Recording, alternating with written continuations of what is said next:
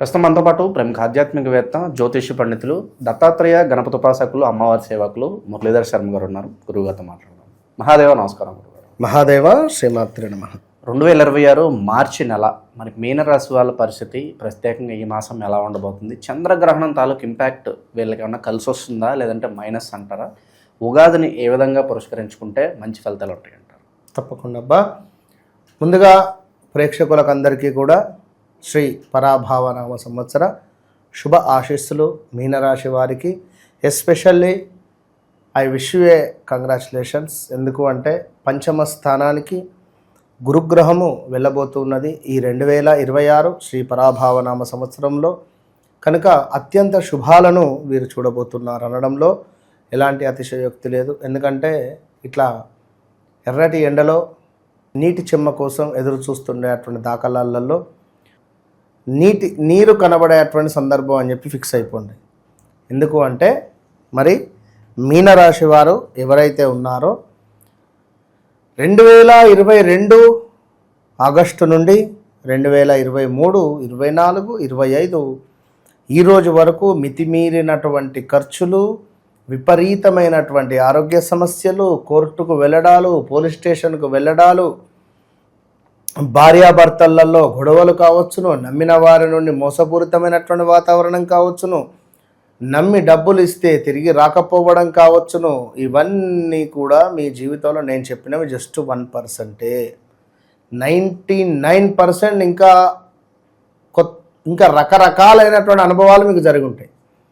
ఆ రకరకాలైనటువంటి అనుభవాలలో బ్రేకప్స్ కానీ, నిన్నే పెళ్లి చేసుకుంటా అని చెప్పి మీకు మోసం చేసి వేరేటోళ్ళని పెళ్లి చేసుకోవడం కానీ, ఇక ఇలాంటివి ఎన్నెన్నో కూడా ఇదే సమయంలో వశీకరణ చేస్తారు మీకు అని చెప్పి డబ్బులు లాస్ అయిపోయే దాఖలాలు, ఎక్కడికో పోవడాలు, ఇక చాలా ఉన్నవి ఇక్కడ.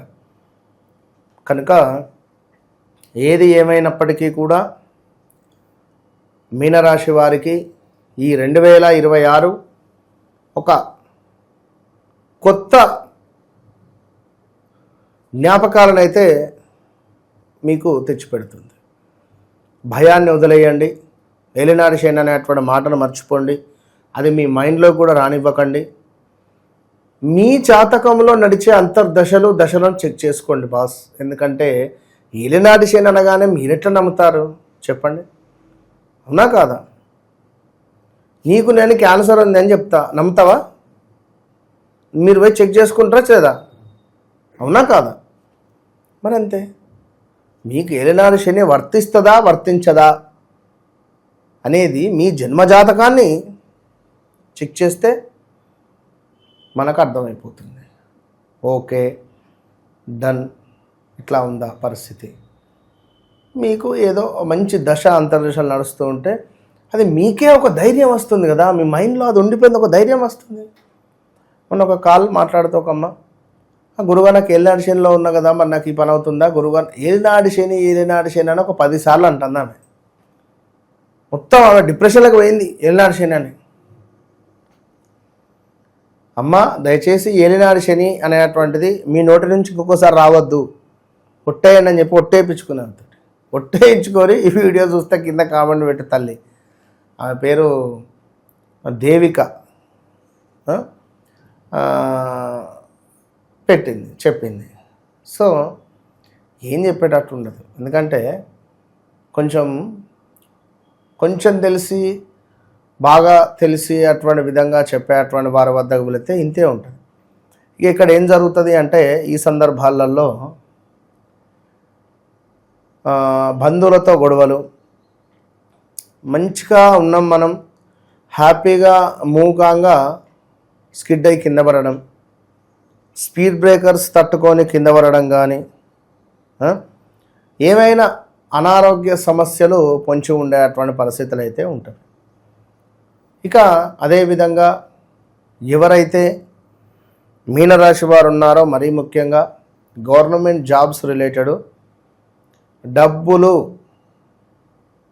ఇచ్చి ఉద్యోగాలు మీకు ఇప్పిస్తాము అని చెప్పినటువంటి వారి యొక్క మాటను నమ్మి డబ్బులు ఇచ్చి బాధపడడాలు, సో ఇలాంటి సందర్భాలు ఎన్నెన్నో కూడా ఒకటి రెండని కాదు, ఏది ఏమైనప్పటికీ మరి రాబోయే 2026 శ్రీ పరాభావనామ సంవత్సరం నుండి జూన్ జూలై మ్యాక్సిమం అప్పటి నుంచి చాలా అంటే చాలా ఆల్రెడీ మీకు కొన్ని పనులు ముందుకు వెళ్ళిపోయినాయి. నాకు తెలిసి 2025 ఆగస్టు సెప్టెంబర్ నుండే మీకు న్యూట్రల్కి వచ్చేసింది గురువు, అంటే గురువు యొక్క వెలుతురు మీకు వచ్చేసింది.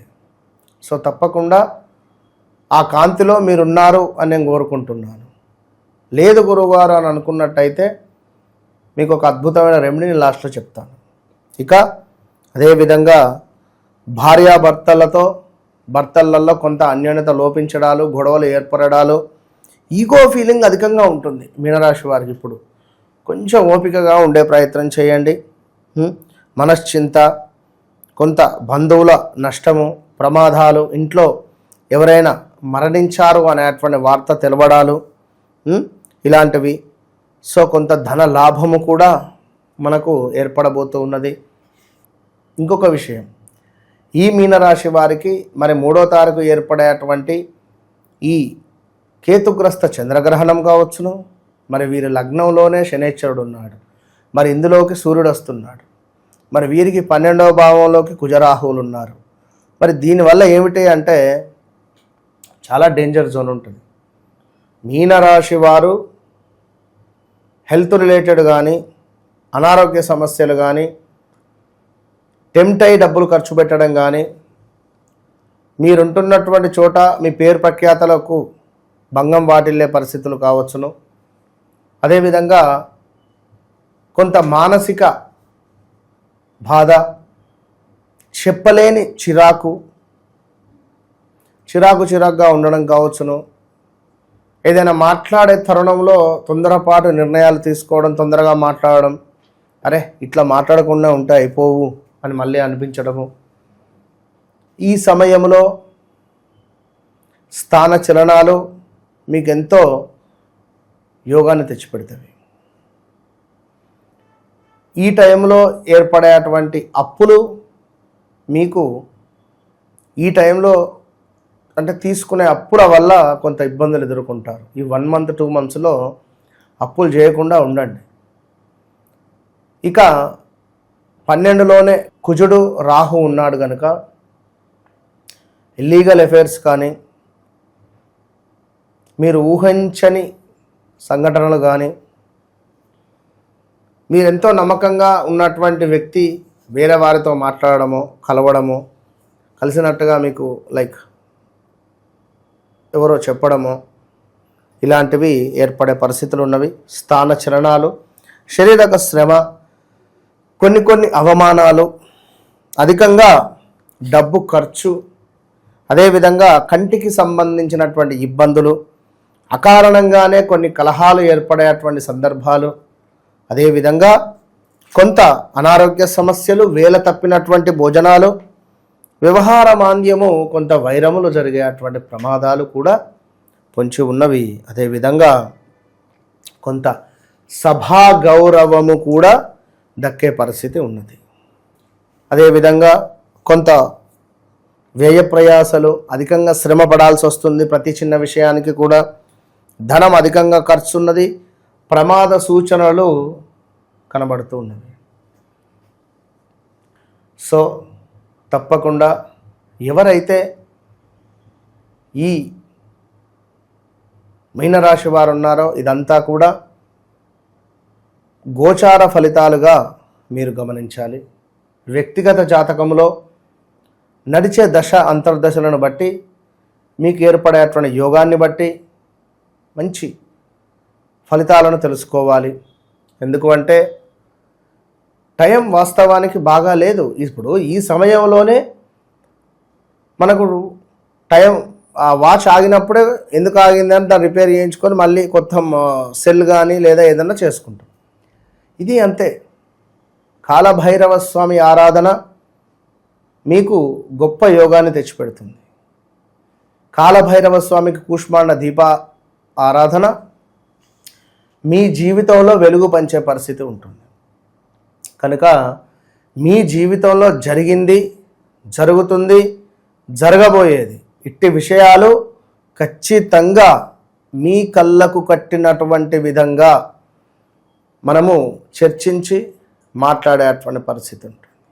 కనుక ఏది ఏమైనప్పటికీ కూడా మీనరాశి వారు ఈ 3వ నెల మనకు కేతుగ్రస్త చంద్రగ్రహణము రోజు నాడు తప్పకుండా కూడా గణపతి ఆరాధన అవసరము.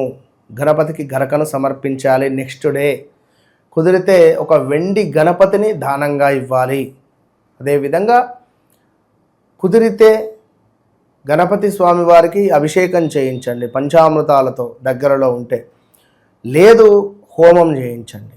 మనకు ఒకవేళ వీలుంటే మనకు ఆల్రెడీ మన ఆధ్వర్యంలో 3వ తారీఖు మనము గానగాపూర్లో ఈ మనకు ఎగ్జాక్ట్లీ మనకు ఈ యొక్క గ్రహణము కంటే ప్రదోష కాలంలో హోమం చేసేటువంటి పరిస్థితి అయితే ఉన్నది. కనుక ఎవరైనా ఇంట్రెస్ట్ ఉండేటువంటి వారు సంప్రదించవచ్చును. తప్పకుండా మంచి ఫలితాలు అయితే వారికి ఏర్పడేటువంటి పరిస్థితి ఉంటుంది. ఓవరాల్గా మీనరాశి వాళ్ళకి ఈ మార్చి నెల ఏ విధంగా ఉంటుందో మంచి విశ్లేషణ ఇచ్చారు. ధన్యవాదాలు. మహాదేవ.